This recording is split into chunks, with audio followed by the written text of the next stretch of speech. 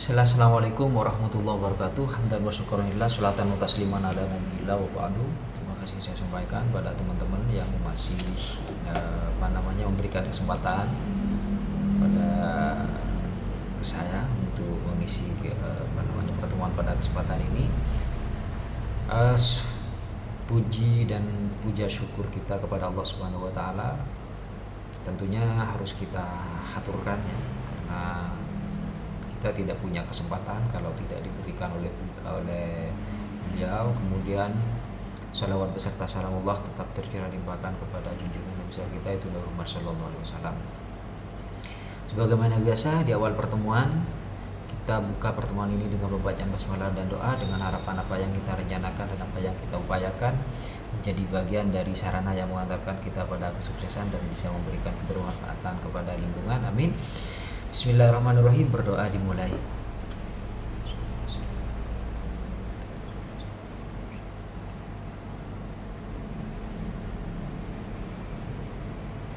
Berdoa selesai. Nah, pada kesempatan ini kita akan melakukan pembahasan tentang trust, hibah dan transisi kekayaan. Ini digunakan untuk apa?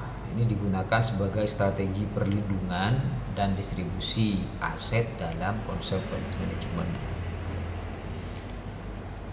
Oke, trust itu sebagai alat perlindungan dan distribusi kekayaan. Kalau hibah itu adalah pemberian secara sukarela dalam perencanaan warisan atau strategi transisi kekayaan lintas generasi. Nah, tujuan dari trust, hibah, dan strategi ini apa? Tujuannya adalah memberikan pemahaman atas mekanisme dan manfaat dari instrumen yang digunakan. Nih. Kemudian trust itu apa? Trust itu adalah hubungan hukum di mana seseorang atau trust itu ya memegang dan mengelola aset atas nama orang lain, yaitu beneficiary ya, berdasarkan perjanjian yang ditentukan atau trust deed. Nah, pihak-pihak dalam trust ini yang pertama ada settler ya, yaitu pihak yang membentuk trust dan menyerahkan aset miliknya ke dalam trust tersebut. Jadi pemiliknya itu namanya settler ya. Ia membuat perjanjian atau trust deed yang menentukan cara trust itu dikelola dan untuk siapa saja manfaatnya. Kemudian ada trustee ya.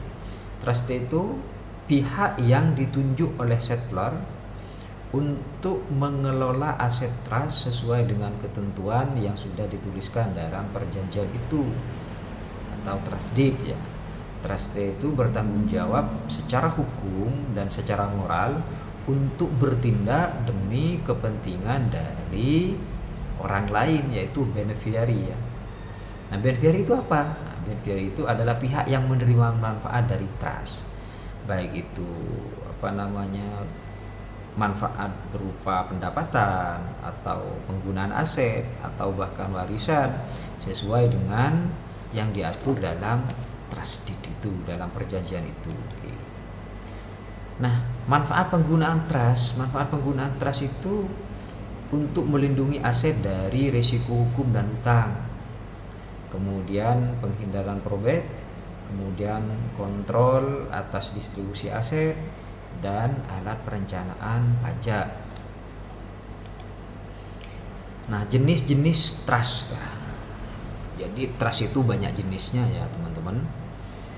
Jenis trust yang pertama adalah revocable trust, yaitu bentuk trust yang dapat diubah, diperbarui atau dibatalkan oleh settler atau pembuat trust. Itu kapan saja itu akan diubah itu oleh settler, itu namanya revocable trust ya, selama ia masih hidup dan memiliki kapasitas hukum. Itu namanya revocable trust. Ada irrevocable trust, yaitu jenis trust yang tidak dapat diubah, tidak bisa dicabut atau tidak bisa dibatalkan oleh settler setelah trust tersebut dibuat dan aset telah diserahkan ke dalam trust. Aset yang dimasukkan ke trust secara hukum bukan lagi milik settler, artinya sudah lepas tangan si pemberi ini ya.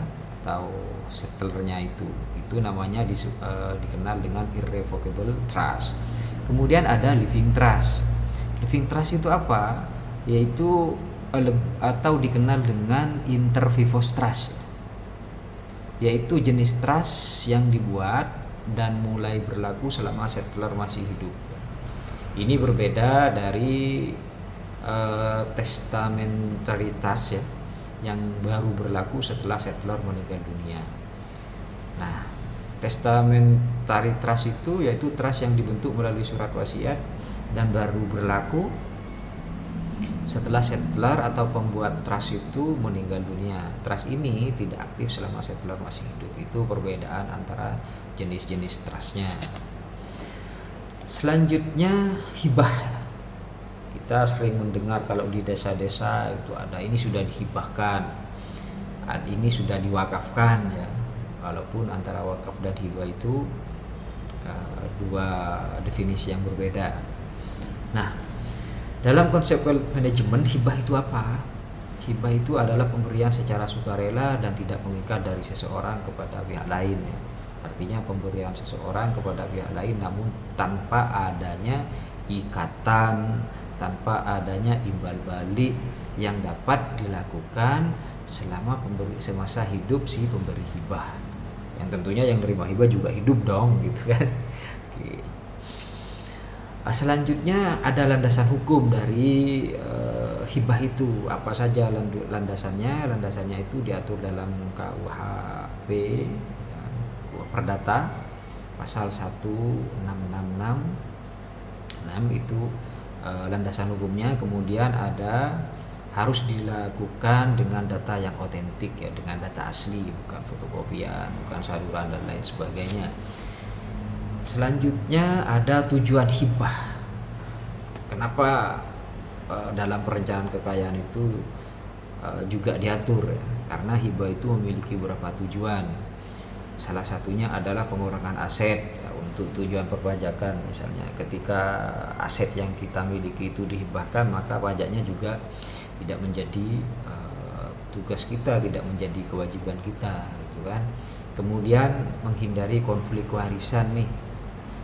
Misalnya sudah diperebutkan, misalnya ada yang mau ngalah, tidak ada yang mau mengakui ya legalitas hukum yang dijadikan landasan pada saat pembagian waris misalnya, maka alangkah lebih baiknya kalau itu kemudian dihibahkan, itu menjadi milik umum. Misalnya dihibahkan ke pesantren, dihibahkan ke ke fungsi sosial misalnya, ke pemakaman dan lain sebagainya, atau dihibahkan untuk masjid misalnya, itu sehingga si pemilik hibah ini atau si pemberi hibah itu juga menerima manfaat dari harta dari aset yang dihibahkan. Ahli warisnya juga dapat gitu kan, secara secara sosial dan secara fungsi juga mendapatkan manfaat dari aset yang dihibahkan. Kemudian distribusi kekayaan secara bertahap. Distribusi kekayaan secara bertahap itu tidak langsung dihibahkan semua, tapi aset yang ditinggalkan itu didistribusikan secara bertahap, artinya tidak secara spontan. Kemudian mendidik penerus ahli waris misalnya, itu agar lebih mengutamakan fungsi daripada sekedar memperebutkan materi ya. Untuk apa kita memperebutkan materi tapi kita tidak tahu fungsinya, atau bahkan tidak bisa mendistribusikan kebermanfaatan dari aset yang ditinggalkan misalnya. Kemudian transisi kekayaan. Nah, transisi kekayaan itu merupakan proses pemindahan kekayaan dari satu generasi ke generasi berikutnya. Yang jelas ini juga ada landasan hukumnya, namun ada beberapa tantangan yang akan dihadapi dari proses transisi kekayaan ini. Salah satunya adalah konflik antara ahli waris ya ini yang perlu kita pertimbangkan juga secara dewasa dan kita sikapi secara bijak agar tidak menimbulkan konflik di antara ahli waris. Kemudian yang kedua tantangannya itu bisa berupa ketidaksiapan generasi penerus ya, entah itu masih di bawah umur atau misalnya dari sisi kapasitas intelektual misalnya. Jadi sehingga ini juga menjadi tantangan karena masing-masing individu walaupun dalam keluarga, dalam satu keluarga itu punya kapasitas intelektual yang berbeda, punya basic yang berbeda, sehingga ini menjadi tantangan ya untuk generasi penerusnya. Kemudian kurangnya dokumentasi. Kurangnya dokumentasi ini misalnya ada apa namanya landasan-landasan formal, landasan-landasan legal yang diakui oleh negara misalnya. Nah, strategi transisi kekayaan yang efektif, pertama itu dokumentasinya lengkap, penunjang-penunjangnya, keabsahan surat-surat sahnya itu lengkap, kemudian ada keterlibatan generasi penerusnya itu dilibatkan, jadi tidak hanya mengambil keputusan untuk melakukan transisi kekayaan secara sepihak misalnya tanpa melibatkan dari generasi penerusnya. Ini strategi yang harus digunakan. Kemudian ada edukasi dan pembinaan finansial. Jadi sebelum melakukan transisi keuangan itu ada edukasi atau pendidikan ya, terhadap generasi penerusnya, kemudian ada pembinaan dari sisi keuangan ya, kemudian melibatkan pendampingan dari pihak profesional sehingga proses transisi keuangan itu menjadi lebih efektif dan terarah. Selanjutnya ada aspek hukum dan pajak. Trust itu di Indonesia itu hanya terbatas di Indonesia ya, bisa offshore ya. Kemudian kalau hibah itu bebas pajak jika antar keluarga inti ya, misalnya dihibahkan pada keluarga inti, misalnya dari bapak ke anak, dari anak ke bapak misalnya, itu bebas pajak. Nah kalau tidak keluarga inti, kalau dari konsep wealth management itu aspek hukum dan pajaknya itu tetap kena pajak gitu kan. Kemudian perlu dokumen hukum resmi ya, jadi surat-surat pendukungnya yang diakui oleh negara itu juga harus ada. Kemudian apa sih peranan wealth manager dalam trust, hibah dan apa namanya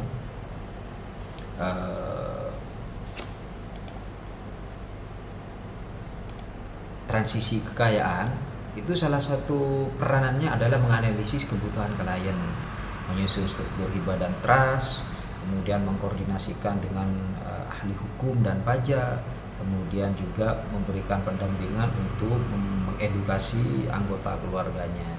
Itu peranan dari wealth manager dalam konteks ini. Nah, kesimpulan dari pertemuan ini adalah trust, hibah, dan strategi transisi kekayaan itu penting untuk keberlanjutan aset, sehingga aset yang kita miliki itu tidak kemudian stagnan, kebermanfaatannya terputus, itu tidak diinginkan juga. Kemudian perlu perencanaan matang dan panduan profesional, jadi pendampingan dari pihak-pihak yang profesional dalam hal ini itu sangat penting agar apa yang dilakukan itu lebih efektif dan efisien serta terarah. Tentunya tidak ada yang dirugikan dalam konteks hukum, tidak ada pelanggaran yang dilakukan, apalagi kemudian menimbulkan konflik di internal keluarga, di internal ahli waris. Maka harus ada panduan dari pihak-pihak yang profesional dalam pengelolaan hal ini. Kemudian yang tak kalah penting adalah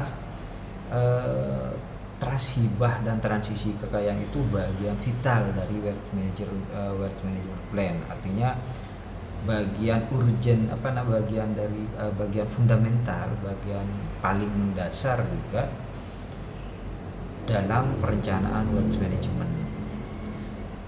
Itu kesimpulan yang dapat saya sampaikan pada kesempatan ini. Ada quotes ya, ada quotes yang kita perlu sampaikan, kita perlu pahami, yaitu apa yang kamu berikan hari ini akan kembali padamu dalam bentuk keberkahan yang tak terduga.